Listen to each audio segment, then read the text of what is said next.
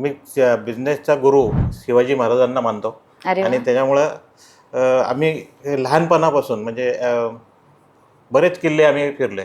मला घरच्या किंवा माझ्या नात्यांमध्ये, हं, परिवारामध्ये हं. कोणाचा सपोर्ट असा हे नव्हता एवढा की तुम्ही बिझनेस करतोय ते चांगलं करतोय असं सांगायला कोणी नाही. असं एक वेळ आली होती की मी बिझनेस बंद करावा आणि अच्छा. एक कुठेतरी जॉब करावे. पण मला माझ्या बायकोने सपोर्ट केला. ओके. अच्छा, म्हणजे त्यावेळेस तुमची अशी परिस्थिती असून सुद्धा तुम्ही आज इथपर्यंत पोहोचले. खरंच ही खूप महत्त्वाची गोष्ट. नमस्कार मित्रांनो, तुम्हा सगळ्यांचं स्वागत आहे आमच्या पॉडकास्टमध्ये, ज्याचं नाव आहे सक्सेस टॉक विथ दीपाली. जसं की तुम्हाला माहिती आहे की आपण आपल्या पॉडकास्टमध्ये वेगवेगळ्या सक्सेसफुल पर्सनॅलिटीला इन्व्हाइट करत असतो.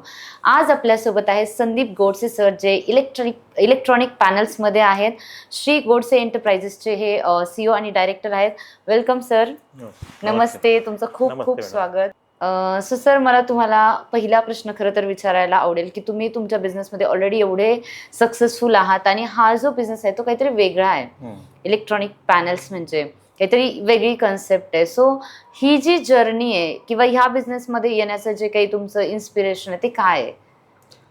ॲक्च्युली जर बिझनेसमध्ये जर येण्याचा उद्देश आता मी बिझनेसचा गुरु शिवाजी महाराजांना मानतो अरे आणि वा. त्याच्यामुळं आम्ही लहानपणापासून म्हणजे बरेच किल्ले आम्ही फिरले. हम्म.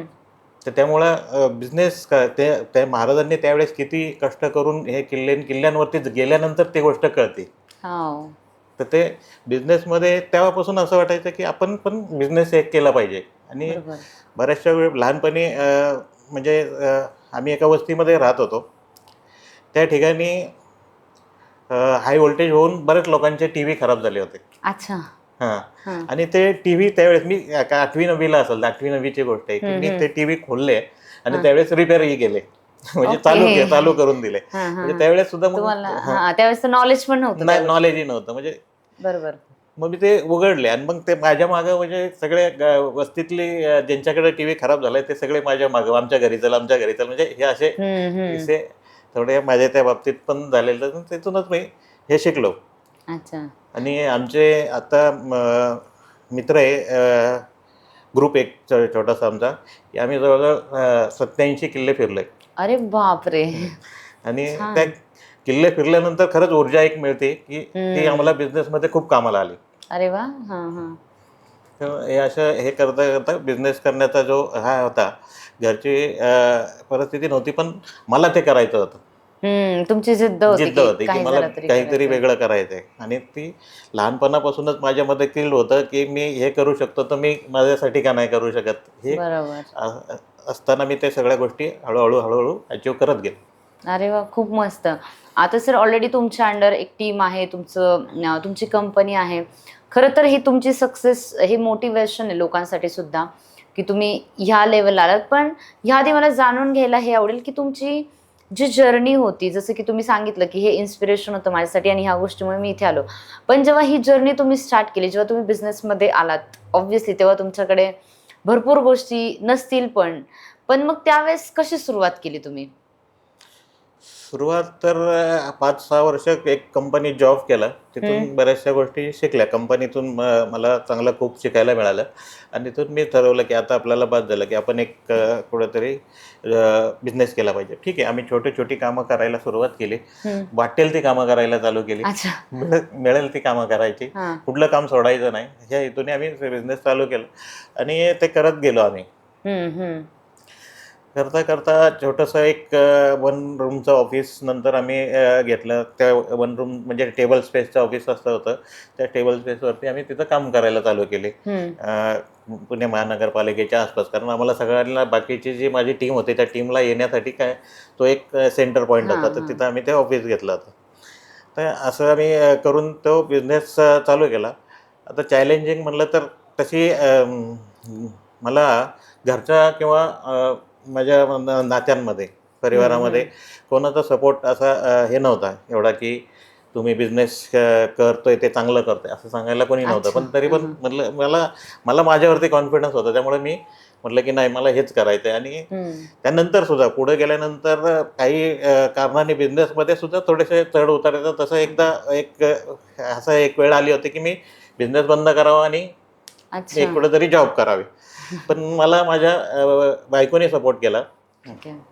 अच्छा, म्हणजे त्यावेळेस तुमची अशी परिस्थिती असून सुद्धा तुम्ही आज इथपर्यंत पोहोचले. खरं तर ही खूप महत्त्वाची गोष्ट आहे. आणि तुम्ही जे सांगितलं की तुम्हाला एक पॉइंट असा आला तुमच्या आयुष्यातला की तुम्हाला असं वाटलं की आता आपण सगळं बंद करावं, पण त्यावेळेस तुमच्या बायकोने तुम्हाला सपोर्ट केला आणि तुम्ही परत त्या जोमाने उभे राहिले आणि खरं तर पुढे आले. हे खरं तर ॲज अ कपल म्हणून खूप मोठं इन्स्पिरेशन आहे समाजापुढे. कारण मला असं वाटतं जर नवरा बायको सोबत असेल आणि एकमेकांना जर त्यांनी साथ दिली तर आपण नक्की म्हणजे यशाचं शिखर गाठू शकतो. बरोबर. कारण ॲट दी एंड तोच आपल्यासाठी एक सपोर्ट सिस्टम असतो मोठा. तर यासाठी तुम्ही कुणासाठी अजून एक मोठं योगदान कोण आहे तुमच्या बिझनेसमध्ये? खरं तर एक तुमचे वाईफ झाले आणि अजून मोठं योगदान बिझनेसमध्ये तसं पाहिलं तर माझी team, team. Definitely without team आपण नाही ग्रो जी करू आज शकत. माझ्या म्हणजे कंपनीसाठी खूप छान काम करते. माझी पूर्ण टीम, हम्म. म्हणजे माझ्या फॅक्टरीतली टीम असू दे किंवा ऑफिशियली टीम असू दे, ती खूप चांगलं काम करतात आमच्यासाठी. आणि खरंच त्यांना म्हणजे बोलायला शब्द नाहीत असे. ते हां. सगळे सांगितलेलं काम सगळं एकदम व्यवस्थित पार पाडतात. सांगायची गरज लागत नाही बऱ्याच वेळेला काही कामांना.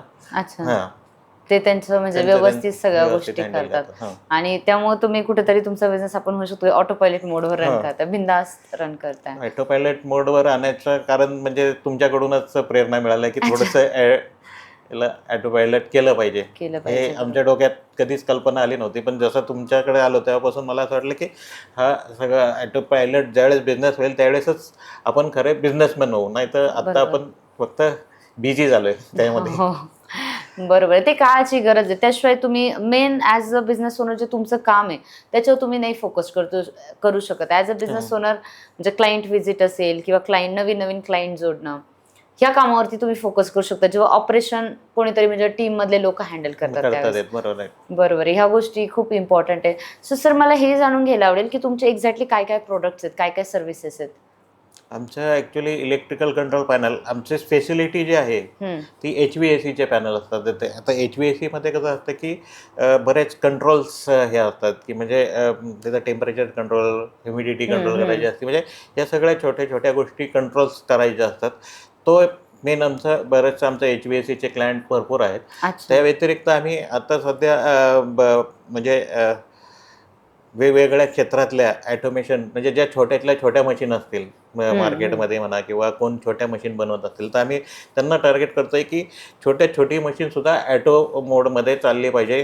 त्यामुळं ज्या मशीन त्या मार्केटमध्ये आणणार आहेत, ज्यांना विकणार आहेत त्यांचा फायदा होईल आणि जे मशीन बनवतं त्यांचाही फायदा होईल की ते मशीन ॲटोमॅटिक चालणार आहे की त्याच्यासाठी माणूस लागणार नाही. बरोबर. मॅनपॉवर त्यांची वाचली जाईल आणि हं. त्याचबरोबर त्यांचे पैसेही वाचले जातील.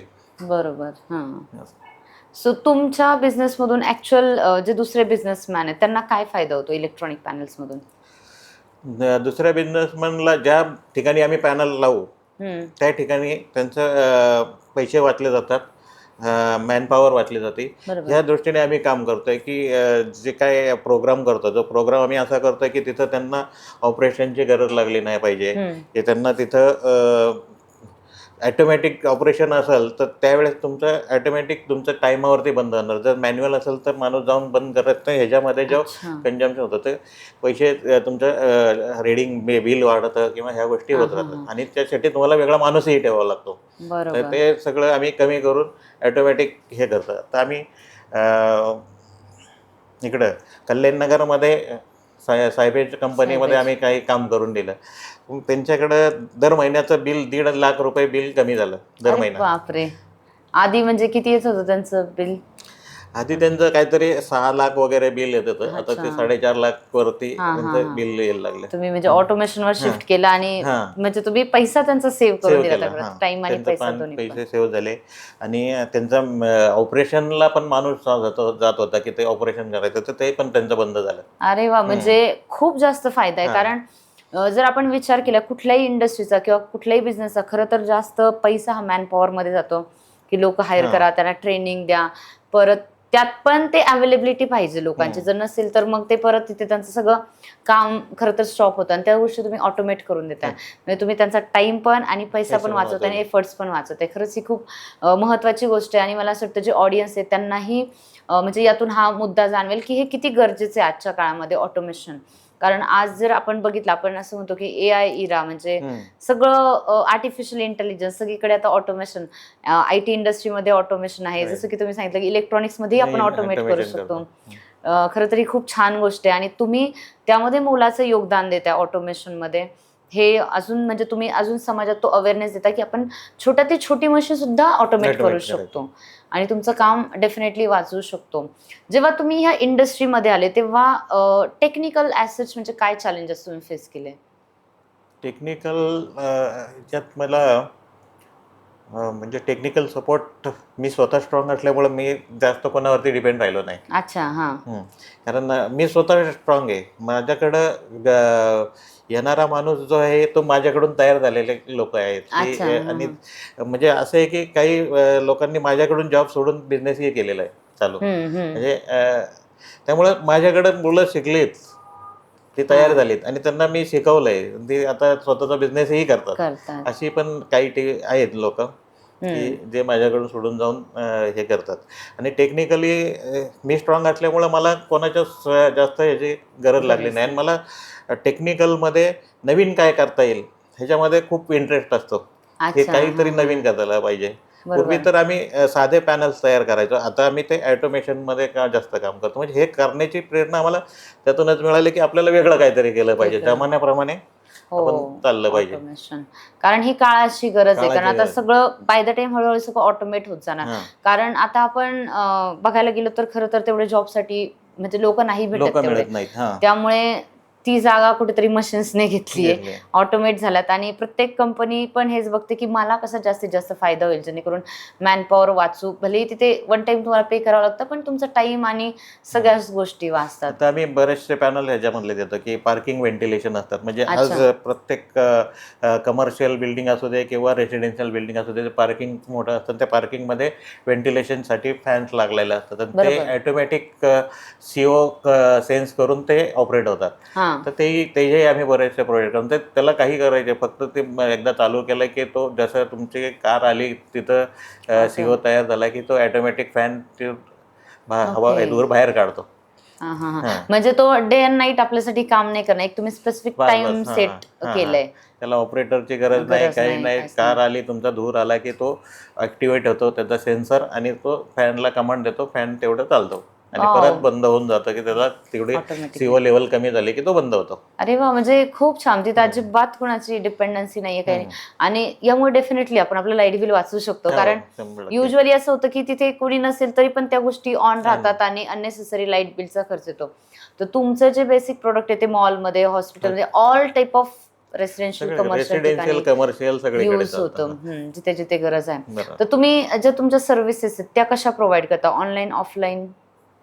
आता सर्व्हिसेस तर बऱ्याचपैकी आमचे ऑफलाईनच चालतात. ऑनलाईनसुद्धा आम्ही सर्व्हिसेस देतो की कोणाला म्हणजे साईटवरती काय प्रॉब्लेम असेल तर आम्ही तो सजेस्ट शक्यतो फोनवरती करतो. आम्ही सर्व्हिसमध्ये समजा नवीन एखादा प्रॉडक्ट आम्ही दिला आहे आणि त्याला चालू करायचं त्याच्यासाठी आम्ही बरेचसे सगळे पॅनल्समध्ये असे इंस्ट्रक्शन देतो आणि पॅनल हे बनवतं की तिथं आम्हाला जायची गरज लागली नाही. आम्ही आत्ता मुंबईमध्ये एक प्रोजेक्ट केला, चांगला मोठा प्रोजेक्ट होता. अच्छा. पण तिथं जायची आम्हाला आवश्यकता लागली नाही हां. आणि फक्त आम्ही फोनवरून काही 2-3 गोष्टी त्यांना गाईड केल्या हं. आणि ते चालू झाले. ते आमचे एक मित्र होते, त्यांनी म्हटले की तू मला इंजिनियर पाठव. म्हटलं तुम्ही सर सांगा की प्रॉब्लेम काय आहे? प्रॉब्लेम तसा असेल तर मी इंजिनियर पाठवायला तयार आहे. अच्छा. पण तोपर्यंत म्हटलं तुम्ही मला सांगा, की मग त्यांचं ते मला इंजिनियर पाठवायची गरज लागली नाही. हं, हं, हं. त्यांनी तिथं सगळं व्यवस्थित फोनवरती सेटल करून काम चालू केलं. अच्छा. म्हणजे ऑटोमॅटिकली त्या सगळ्या हां. गोष्टी झाल्या तुमच्या ॲब्सेन्समध्ये पण म्हणजे आम्ही तेवढं वर्कशॉपमध्ये जेवढी काळजी घेतो, की कमीत कमी जाऊन आपल्याला तिथं काम करावं लागेल. काम करावं लागेल. बरोबर. आता जसं की तुमची इलेक्ट्रॉनिक फील्ड आहे. तर हे म्हणजे सगळ्या गोष्टी सेटअप करण्यासाठी काय अशा सेफ्टी प्रिकॉशन घ्यायला पाहिजे खरं तर? आता पहिली तर सेफ्टी जी असते, की आमच्याकडे जे काम करतात त्यांची सेफ्टी आम्ही पाहतो, की त्याला व्यवस्थित काम करता आलं पाहिजे किंवा काम करताना कुठं त्याला इजा झाली नाही पाहिजे, सेफ्टी शूज वगैरे हे घातले पाहिजे, त्यांना ड्रेस कोड असतो, ह्या करून ते लोक काम करत असतात. तर त्यांची सेफ्टी पहिली महत्त्वाची आहे. तर नंतर आम्ही पॅनल्समध्ये काही सेफ्टीज यूज करतो की जे क्लायंटच्या दृष्टीने फायदेशीर असतात. तर त्या सेफ्टी अशा असतात की काही ठिकाणी टेम्परेचर आपल्याला एक ठराविक ह्याच्या खाली किंवा वर जाऊन शकत नाही, त्या ठिकाणी ॲटोमॅटिक आम्ही तो टेम्परेचरला तिथं ठेवतो आणि तिथं वर्किंग स्टँड बाय अशा मशीन्स असतात. मग जर समजा एक मशीन बंद जरी पडली, जसं की सर्व्हर रूम वगैरे असतं, तर तिथं आम्ही असे सिक्वेन्सिंग केलं की तिथं दुसरी मशीन चालू होती त्या केसमध्ये. जरी म्हणजे रूममधलं तिथलं टेम्परेचर वाढलेलं चालतच नाही सर्व्हर रूमला वगैरे, तर ते मग ते तिथं ते आमचा प्रोडक्ट चांगलं काम करतो. तुम्ही ते कंट्रोल केले हां, ते कंट्रोल करतो. आणि सेफ्टीमध्ये जर बघितलं तर आम्ही RH कंट्रोल करण्यासाठी हीटर्स पण देतो. तर ते हीटर्स जे कंट्रोल करतात त्यासाठी आम्ही एक सेफ्टीचा एक सर्वंट देतो की काही झालं तरी तो तेवढ्या टेम्परेचरच्या वर गेला नाही पाहिजे. बरोबर. त्यासाठी आम्ही एक तिथं सेफ्टीचा एक थर्मामीटर देतो. त्याचबरोबर आमचा एअर प्रेशर स्विच असतो. एअर प्रेशर स्विचनी पण समजा तुमची हवाच बंद असेल तर त्यावेळेस तो हीटर चालू नाही झाला पाहिजे. असे वेगवेगळे सेफ्टीजनी आम्ही ते, कारण ज्यावेळेस आपण हीटर वापरतो त्यावेळेस फायर होण्याची शक्यता बऱ्याच वेळेला असतं, पण त्याच्यात जास्तीत जास्त सेफ्टी कसं देता येईल हे आम्ही पाहतो. अच्छा, म्हणजे तुम्ही त्या सगळ्या प्रॉपरली सेफ्टीच्या प्रिकॉशन्स आहेत त्या घेतल्या, त्याचे तुम्ही सगळे गाईडलाईन फॉलो करता. आम्ही पॅनल्समध्ये सुद्धा काही सेफ्टीज घेतो की काही पॅनल्स असे काम करायला जातो माणूस त्यावेळेस त्याच्या आतमध्ये एक लाईट लावून देतो की त्या माणसाला काम करताना अडचण नाही आली पाहिजे. तर तेही आम्ही तिथं प्रिकॉशन घेतो. किंवा पॅनलमध्ये समजा काही फायर झालं तरी तो पॅनल तिथून बंद झाला पाहिजे. तर हे पण आम्ही सेफ्टीच्या दृष्टीने पॅनलमध्ये सुद्धा ह्या गोष्टी घेतो. Okay, very nice. आणि सर मला हे विचारायला आवडेल की ऑलरेडी मार्केटमध्ये तुमच्यासारखे भरपूर असतील जे सेम सर्व्हिसेस प्रोव्हाइड करतात. सो तुम्ही कसं बेस्ट मार्केटमध्ये प्रूव्ह करता स्वतःला? ॲक्च्युली आता तसं पाहिलं तर मी एक उदाहरण सांगतो की एक 2-3 महिन्यापूर्वी मग आमचा एका क्लायंटचा फोन आला होता मला. त्याला ते काम करायचं होतं. त्यांनी मार्केटमध्ये 3-4 लोकांच्याला चौकशी केली, पण त्या 3 लोकांनी त्यांनी माझं नाव सांगितलं त्याच माणसाला. तर हे आमचं काम चांगलं करून दिल्यामुळं आम्हाला मार्केटमध्ये खूप जास्त एफर्ट घ्यायची गरज लागत नाही. काम आमचं चांगलं असतं, त्यांना हे सगळ्यांना पटल्यामुळं आपोआप म्हणजे माउथ टू माउथ मार्केटिंग हे आमचं चांगलंच होतं. पण त्याच्यावरती राहून न राहता आपण थोडंसं आता डिजिटली मार्केट करायचं ठरवतोय की ठीक आहे, हे त्याला एक लिमिट आहे की एक महाराष्ट्रापुरतं राहील, पण आम्हाला ऑल इंडियात काम करायचं आहे. इंडियाच्या बाहेर सुद्धा आम्ही पॅनल्स यापूर्वी पण दिलेले आहेत. दुबईला दिलेले आहेत आम्ही पॅनल्स. तर आत्ताही आमचे हे आहे की बाहेर गावी म्हणजे बाहेर देशात सुद्धा आम्ही पॅनल देऊ शकतो. अरे वा, म्हणजे खूप छान की ऑलरेडी तुमचं मार्केट खूप छान सेट आहे. जसं तुम्ही बोलले की जर रेफरन्स तो तुमच्याकडेच येतो, जेणेकरून तुम्ही ऑलरेडी काम खूप चांगलं करून देता, त्यांना रिझल्ट खूप चांगला आहे आणि तुम्ही ऑलरेडी मार्केट खूप छान म्हणजे कॅप्चर केलं आहे खरं तर. सो ह्याचबरोबर हेही जाणून घ्यायला आवडेल की जेव्हा तुम्ही मार्केटमध्ये हा प्रोडक्ट सेल करता तर तुम्हाला भरपूर क्लायंटचे चॅलेंजेस फेस करावं लागत असतील, किंवा आपण असं म्हणूया की पहिले डिमांडवरती बोलूया की एक्झॅक्टली तुमच्या ऑल सर्व्हिसेसपैकी जास्त डिमांडिंग प्रोडक्ट कोणतं आहे क्लायंटसाठी, त्याची डिमांड जास्त? कसं आहे की आमचं डिमांडिंग म्हटलं तर आम्ही ॲक्च्युली स्पेशलिटी आमची HVAC असल्यामुळे HVACचे रिलेटेड जे प्रोडक्ट असतात ते जे डिमांड आमच्याकडे जास्त असते. HVAC आता कसं झालं की हे पार्किंग व्हेंटिलेशन सुद्धा हा HVACचाच भाग झाला. तर ते सुद्धा आमच्याकडे भरपूर ते क्लायंट असतात आणि HVAC रिलेटेड आम्ही भरपूर कामं केलेली आहेत.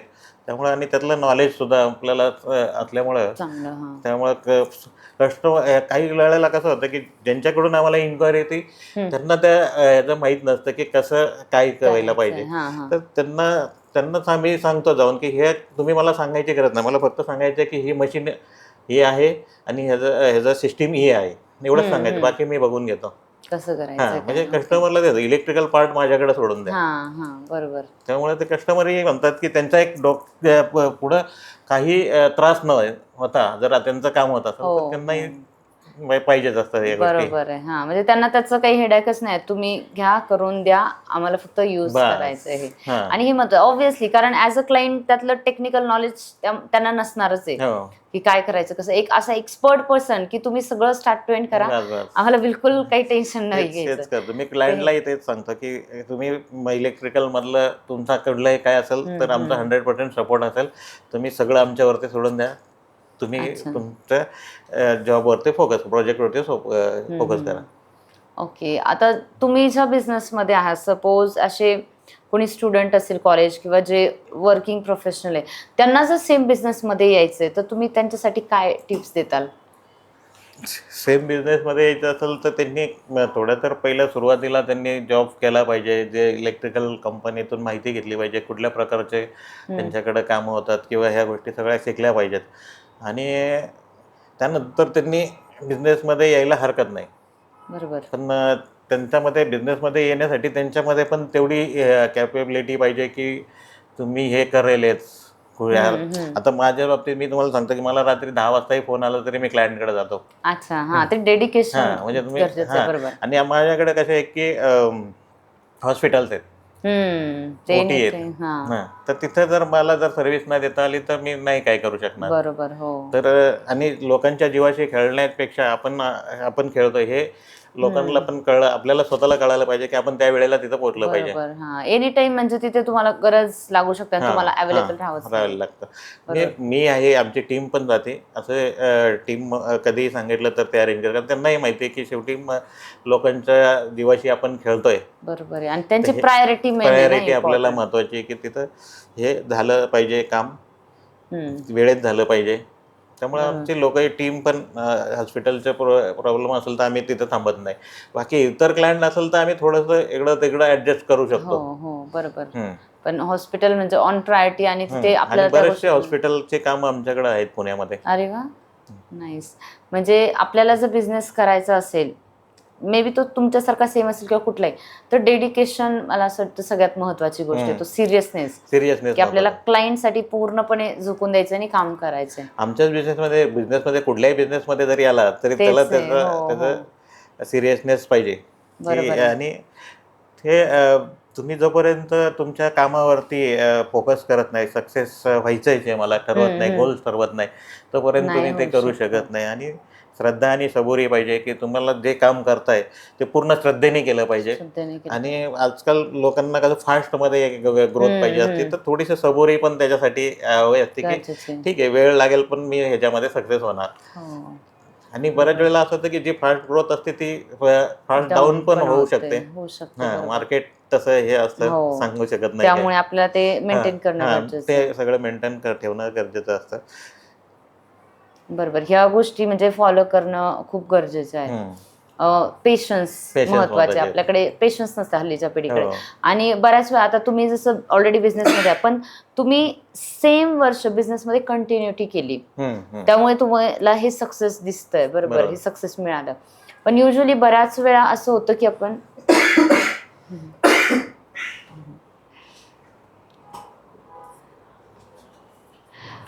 ठीक आहे. सो बऱ्याच वेळा असं होतं की आपण बघतो की आपण एक बिझनेस स्टार्ट करतो आणि काही टाईममुळे तो बिझनेस नाही चालत, काहीतरी कंडिशन, मग आपण तो ड्रॉप करतो, नवीन बिझनेस. म्हणजे आत्ताच्या युथचा तरी हा प्रॉब्लेम आहे की हा बिझनेस तो बिझनेस, ती कंटिन्युटी नाही फ्लो होते कॅच करत, आणि त्याच्यामुळे एकाही ठिकाणी सक्सेसफुल होऊ शकत नाही. करेक्ट. आमचंही झालंय त्याच्यात. आम्ही वेगवेगळ्या बिझनेसमध्ये गेलो मध्ये आधी, पण परत आम्ही जे पहिला सुरुवातीचा आहे त्या बिझनेसवरती आलो. ठीक आहे, थोडेसे लॉसेस झाले, पण ते तर पार्ट ऑफ बिझनेस आहे. ते तर म्हणजे म्हणजे वेगळ्या बिझनेसमध्ये गेल्यामुळं ते लॉसेस झाले. ठीक आहे, आपण शेवटी मग म्हणलं की जे आपल्याला कळतंय, जे आपल्याला माहिती आहे त्याच्यातच राहिलेलं चांगलं, म्हणून आम्ही परत या बिझनेसमध्येच ग्रोथ करायचं ठरवलं. अच्छा, म्हणजे एक कंटिन्युटी तुम्ही जेव्हा घेतली तेव्हा ऍक्च्युली तुम्हाला तिथे सक्सेस मिळालं खरं तर. Okay, very nice. आता जर कुणाला ह्या बिझनेसमध्ये किंवा जर इलेक्ट्रॉनिक पॅनल्समध्ये त्यांचे स्किल सेट काय असायला पाहिजे, exact skill set? Skill set पाहिलं तर त्यांना कामाची पहिली तर आवड पाहिजे की त्या गोष्टीमध्ये. तिथे जर त्यांची आवड जर तिथे असेल तर तो आपोआप माणूस शिकत जातो, त्याला शिकण्याची इच्छा पाहिजे. पहिले एखादा आता ह्या कुठल्याही फील्डमध्ये गेलं तर कोणी माणूस बळच होऊन शिकवत नाही. नाही, बरोबर. त्याला हो. स्वतःला शिकायची शिकायची आवड आवड पाहिजे, की पाहिजे. हां. प्रश्न पडले पाहिजेत त्यांना, की बरोबर. हां. तर तो माणूस शिकतो. आणि त्यामुळे हे होतं. मी माझ्या टीमला पण हेच सांगतो, की तुमचे प्रश्न पडले पाहिजेत तुम्हाला. हे हां. का असं होत नाही किंवा हे का असं, हे प्रश्न पडले पाहिजेत तेव्हाच तुम्ही शिकताल. तोपर्यंत बरोबर. प्रश्न पडणार नाही तोपर्यंत तुम्ही शिकणार नाही. किती वेळ तुम्हीच सांगणार फक्त हां, असं. हां. समोरून पण क्वेश्चन आला तर बरोबर. हां, म्हणजे ते सिरियसनेस जाणवतो, राईट. क्युरिओसिटी जाणवते. अगदी बरोबर. आता जसं की मला हे विचारायचंय, की जेव्हा तुम्ही हे इलेक्ट्रिक पॅनल विकता, तर तुमच्या याच्यामध्ये राइट ऑडियन्स कोण आहेत? राईट ऑडियन्स आमचं म्हणजे कुठेही बिल्डिंग झाली, कुठेही इंडस्ट्री झाली, छोटे फॅक्टरी झाली, कुठेही म्हणजे हं, हं. मार्केट तसं भरपूर आहे. म्हणजे छोटी इंडस्ट्री जरी असेल तरी आमच्या पॅनल्स लागतात, मोठ्या इंडस्ट्रीजमध्ये लागतात, कमर्शियल बिल्डिंगला हं, लागतात, हं. रेसिडेन्शियलला लागतात, ओके. हं. हं, हं. असे म्हणजे बंगल्यांना लागतात. ऑल टाइप ऑफ चालतं. इलेक्ट्रॉनिक जिथे-जिथे गोष्टी यूज हां, होतात तिथे आय तुमचे टी ऑडियन्स कंपनीत आहे. लागतात, ऑपरेशन थिएटर्समध्ये लागतात, आपल्या पिक्चरच्या थिएटर्समध्ये लागतात, अच्छा. हां, हां. आय टीमध्ये लागतात. ओके. आता बिझनेसमध्ये एक खूप महत्त्वाचा मुद्दा असतो, की जेव्हा आपण बिझनेस करतो, क्लायंट सोबत रिलेशन टिकवणं. हं. तर ह्या गोष्टीवरती तुम्ही किती विश्वास ठेवता म्हणजे? आमच्याकडे असेच आहे, की क्लायंट्स हे 1000 क्लायंट्स असण्यापेक्षा मी हां. 20 क्लायंट्स पण ते मला लाईफ टाईम पाहिजेत. लाईफटाईम पाहिजे. हां. बरोबर. हां, म्हणजे आणि रिपिटेटिव्ह. आणि तेच आपल्याला बिझनेस देत असतात. बरोबर. तेच हो. सांगत असतात, की तू यांच्याकडून पॅनल घे, त्यांच्या मित्राला सांगत बरोबर. असतात. म्हणजे रेफरन्स. हे. हां, हां. त्यामुळं ते ते मला टिकवणं फार गरजेचं आहे. सगळ्यात महत्त्वाचा पार्ट तो आहे, की जे आहे हो, ते हो. टिकवणे. नवीन तर मिळत राहतील. हं, आणि हं. नवीन मिळायला मी सांगण्यापेक्षा ते लोकं सांगतात, की "अरे, तू यांच्याकडून पॅनल घे." बरोबर. हां, हां. हां. रेफरन्स आणि हं. ते तुम्ही टिकवल्यामुळे रेफरन्स येतात हां. किंवा तुमचं काम चांगलं आहे त्यामुळे पुढे ते तुम्हाला बरोबर. मी सजेस्ट आता करतात. एका कंपनीचं काम करतो. त्यांनी मला गोव्याच्या त्यांच्या मित्राला रेफरन्स दिला, की गोव्याला त्याला दिलं. त्यांनाही काम करून दिलं. त्यांच्या अरे परत वाह! रिपीट ऑर्डर चालू झाल्या. असं म्हणजे ह्या गोष्टी होत राहतात, की आपण सर्व्हिस चांगली दिली, व्यवस्थित आपण हे ठेवलं हं. तर काम, लोकं रिपीट येत राहतात. रिपीट येतच राहतात. बरोबर. आता आपण जसं म्हणतो, की आपल्या इकडे जे कल्चर आहे, त्या कल्चरमध्ये खरं तर बिझनेसला सपोर्ट केला जात नाही. म्हणजे आपली जी एज्युकेशन सिस्टम आहे ती हे बोलते, की तुम्ही शिका आणि नोकरी करा. आणि नोकरी करा. बरोबर. पण तुम्ही बिझनेसमध्ये आलात त्यावेळेस भरपूर तुम्हाला अपोज असतील किंवा काय. तर तुम्ही या गोष्टीवरती म्हणजे कसं ऑडियन्सला काय टिप्स देताल तुम्ही ह्यासाठी? आता ज्याने ऑडियन्सला जर सांगायचं झालं, तर तुम्हीच एकदा तुमच्या मनात ठरलं पाहिजे, की आपल्याला काय करायचंय. बरोबर. हां. तुमचं बॅकग्राऊंड, तुमचे घरचे, तुमचे नातेवाईक, तुमचे मित्रमंडळी, तुमचे हे सगळे बाजूला. पहिलं तुमच्या मनात ठरलं पाहिजे, की मला हे करायचंय. करायचंय. हां. अगदी ठीक आहे, मी बरोबर. सक्सेस होईल, नाहीतर नाही सक्सेस होईल. आणि हं. आपण बऱ्याच सक्सेसफुल लोकांच्या स्टोरीज जर ऐकल्या, तर त्याच्यामध्ये ते हजार-हजार वेळा फेल झालेले आहेत आणि त्यावेळेस हं. नंतर ते सक्सेस झालेले आहेत. बरोबर. त्यामुळं सक्सेस होण्यासाठी तुम्हाला फेल हो. चुका का होईना केल्या पाहिजेत. बरोबर. चुका फेल करत राहा. फेल झाल्याशिवाय तुम्ही हं. सक्सेस पण मी होणार माझ्या नाही. टीमलाही सांगतो. ते कधी-कधी टीम असं होते, की अहो ते म्हणजे जळेल, खराब होईल, नाही हं. का. म्हटलं जळलं तर जळू दे, पण तू कर काम. हां. चुकले नाही तर तुम्ही हां, सुधारणार पण नाही. हां, काय चुकतं हे पण हां. करणं गरजेचं आहे. चूक कर म्हणतो. चुकू दे म्हणलं तुझं. हां, हां. बरोबर. तो अगदी बरोबर. म्हणजे असं होतं, की अरे हे असं केलं तर जळू दे. मी आहे ना, तू काही टेन्शन नको पण तुम्ही घेऊ. शिका, तुम्ही तुम्ही शिका. पुढे जा. हां. बरोबर आहे. म्हणजे हा जो आपण म्हणतो माइंडसेट खूप गरजेचा आहे, की तुम्ही प्रत्येक गोष्टीला पॉझिटिव्हली घेता. हं. आता हेच आपण निगेटिव्ह वेने पण घेऊ शकतो. पण नाही तुमच्याकडे तो पॉझिटिव्ह माइंडसेट आहे, की ठीक आहे काही प्रॉब्लेम नाही. तुम्ही यातून शिका. हं. हे खूप गरजेचं आहे बिझनेससाठी. ज्याने तुमचा बिझनेस लाँग टर्म ग्रो होऊ शकतो. जसं की तुम्ही बोलले, की शिवाजी महाराज त्यांच्याकडे टीम होती.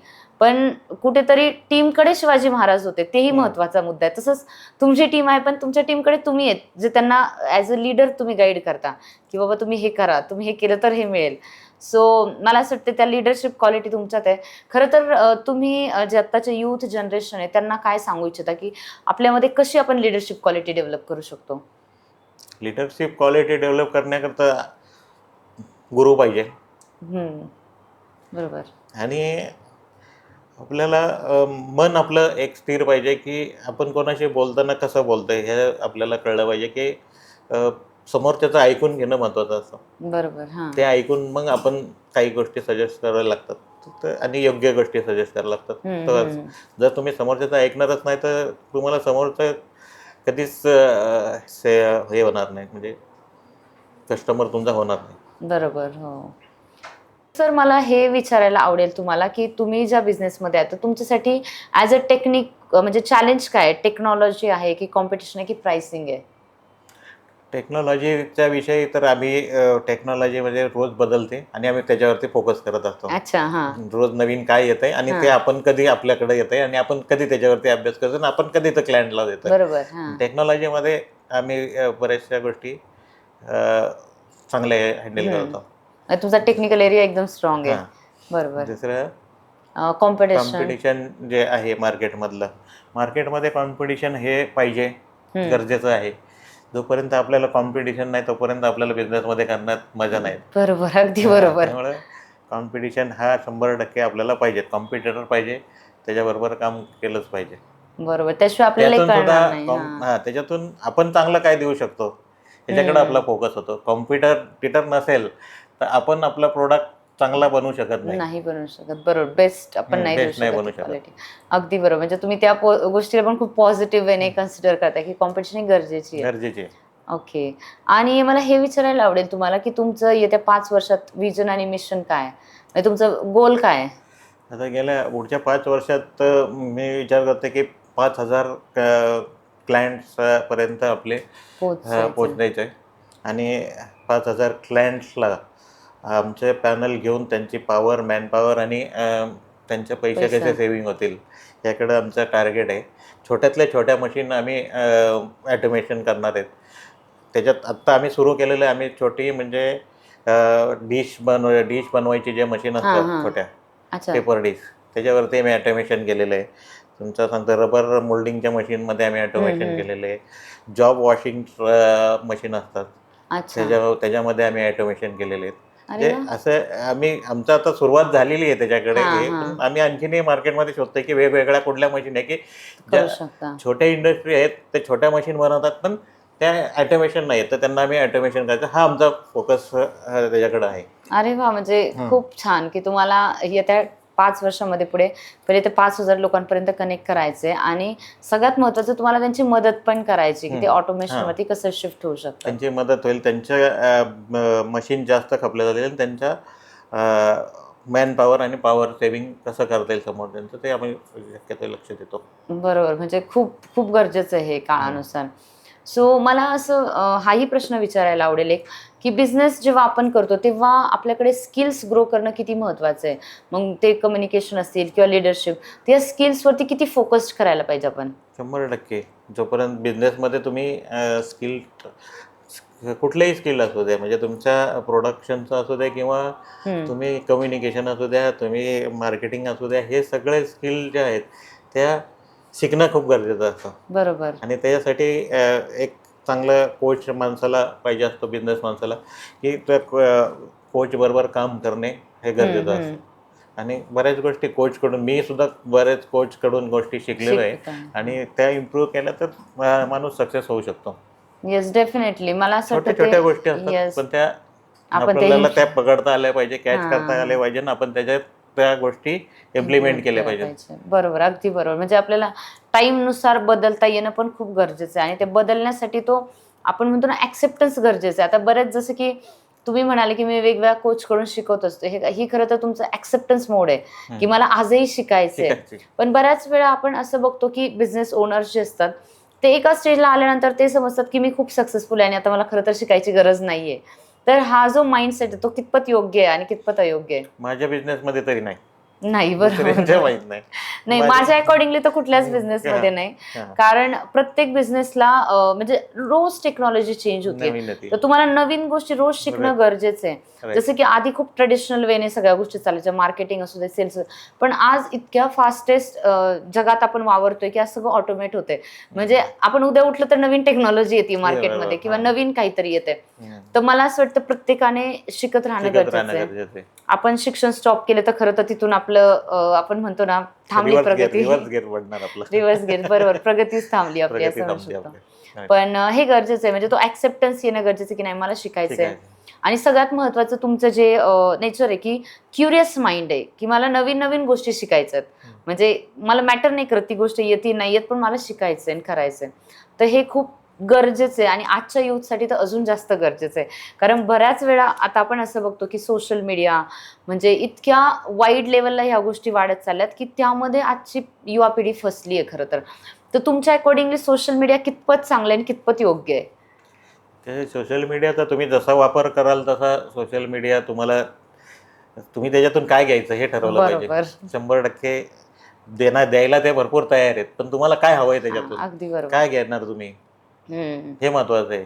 बरोबर. As a business point of व्ह्यूने घेतलं पाहिजे. म्हणजे आपण फेसबुक आणि रील्सवरती जरी टाइम वेस्ट करतोय, पण त्याला इन्व्हेस्ट करता आलं पाहिजे त्या टाइमला, की as a business point of व्ह्यूने किंवा as a learning point of व्ह्यूने. तर बरोबर. हे बऱ्याच वेळेला मिसगाईड होतात गोष्टी आणि त्यामुळे तो फ्लो चुकत जातो. आणि मला असं वाटते आजच्या पिढीला सगळ्यात जास्त अवेअरनेसची गरज आहे आणि खरं तर तुमच्यासारखे जे सक्सेसफुल लोक आहेत त्यांच्या मार्गदर्शनाची खूप गरज आहे. कारण जेव्हा तुम्ही सुरुवात केली, तुम्ही खरं तर खूप झिरोतून सुरुवात केली आहे. फॅमिली सपोर्ट नाही किंवा तेवढं भांडवल नाही. तिथून जर तुम्ही तुमच्या बिझनेसचं एवढं साम्राज्य उभं करू शकता, आजच्या पिढीकडे तर त्या सगळ्या गोष्टी आहेत बघायला गेल्या तर. Right. खरं तर घरच्यांचाही सपोर्ट असतो किंवा पैशाचाही सपोर्ट असतो. फक्त ती एक करण्याची कुठेतरी जिद्द पाहिजे की मला हे करायचंय. आणि मला असं वाटतं तुमच्याकडून ते इन्स्पिरेशन घेतील आणि नक्कीच ह्या गोष्टी फॉलो करतील. तर ह्या गोष्टी खूप महत्त्वाच्या आहेत. आणि मला हेही जाणून घ्यायला आवडेल सर, की मी बऱ्याच वेळा पॉडकास्टमध्ये हा प्रश्न विचारत असते, की जसं आपण बघतो की मार्केटमध्ये जास्त मेल बिझनेस ओनर आहेत, म्हणजे जास्त जेंट्स आहेत. फिमेल खूप कमी आहेत. पण ज्या महिला उद्योजिका आहेत किंवा ज्या महिलांना यायचं आहे बिझनेसमध्ये, तर त्यांच्यासाठी तुम्ही काय मेसेज द्याल? कमी आहेत असं नाही आहेत, भरपूर आहेत. हां. महिला बिझनेस भरपूर आहेत आणि चांगला बिझनेस करतात महिला पण. भले छोटे छोटे का बिझनेस आहे ना, पण करतात. मोठ्याही बिझनेसमध्ये महिला भरपूर आहेत. चांगले मोठे मोठे बिझनेस करतात महिला. असं काही नाही आहे की महिलांनी 100% बिझनेसमध्ये यायला पाहिजे. आणि बाकी आजची गरज आहे. बरोबर. हां. सगळ्यात महत्त्वाचं म्हणजे पूर्वी हे होतं की एक माणूस काम केला तर 4 लोकं घरात बसून खात होते. आजची गरज अशी आहे की दोघांनी काम केलं पाहिजे. अगदी बरोबर. भले बिझनेस असू दे किंवा तुम्ही जॉब करू. तर महिलांनी बिझनेस हा केला पाहिजे बरोबर. 100%. आणि जे वाढते आपण बघतोय खर्च हे ते गोष्टी, तर ते ते गरजेचं आहे. आणि मला असं वाटतं आत्ताच्या ज्या सगळ्या गोष्टी पण आहेत. मला तर म्हणजे खर्च आणि गरज ही बाजूला ठेवून तुमचं आवड काय आहे ह्याच्याकडे तुम्ही लक्ष द्यायला. एक स्वतःची आयडेंटिटी पण क्रिएट करणं आज गरजेचं आहे. म्हणजे मी बघितलं तर मला वाटतं पुण्यातले का मुंबईतले महिला आहे ती पुरणपोळी म्हणजे जगभरात विकते. हो, आहे बरोबर. त्यांचं वेगवेगळ्या हां, ठिकाणी आहेत. हो, हां. हो, हो. पुरणपोळी त्यांनी वेगवेगळ्या जगभरात विकतात परदेशात ते. घेऊन गेलेत. हां, प्रत्येक म्हणजे एअरपोर्टला पुरणपोळी मिळते म्हणजे तर म्हणजे महिलांमध्ये ते पोटेन्शियल आहे आणि ते करू शकतात. करू शकतात. आपल्या म्हणजे आपण मला सांगायचं कुठलाही प्रोडक्ट छोटा नाहीये किंवा कुठलाही बिझनेस छोटा नाहीये. जर तुम्ही तेवढी मेहनत घेतली आणि वेगवेगळ्या आयडियाज लावल्या, तर प्रत्येक बिझनेसला तुम्ही त्या लेवलला Right. एक्सपांड करू शकता. आणि खूप महत्त्वाचा मुद्दा तुम्ही मांडला. आणि मला असं वाटतं आपले जे लेडीज व्ह्यूअर्स आहेत, जे ऑडियन्स आहे, त्यांच्यासाठी पण हा मुद्दा खूप महत्त्वाचा आहे, की प्रत्येक गोष्टीत बिझनेस आहे, फक्त तुम्हाला जर शोधता आला पाहिजे. हां.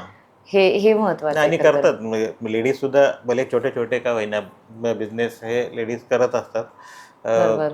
आणि त्याच्यातून ठीक आहे त्यांच्यापुरतं ते सक्सेस आहेत असं समजतात, ते सक्सेस होतात. ते छोटे छोटे बिझनेस करून कपडे विकणे किंवा हे ब्युटी पार्लर हे किंवा अशा बऱ्याचशा कोणी काय म्हणजे बरोबर. हे करतात.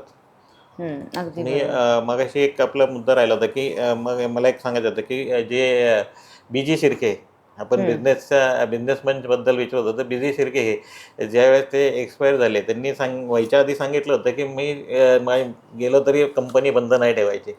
अच्छा. हां. हां, हां, हां. ते एक्सपायर झाले काहीतरी 15 ऑगस्ट का 26 जानेवारी त्या दिवशी. हां. आणि ते जायच्या आधी 3 दिवस आधी ते कंपनीत येऊन गेले होते.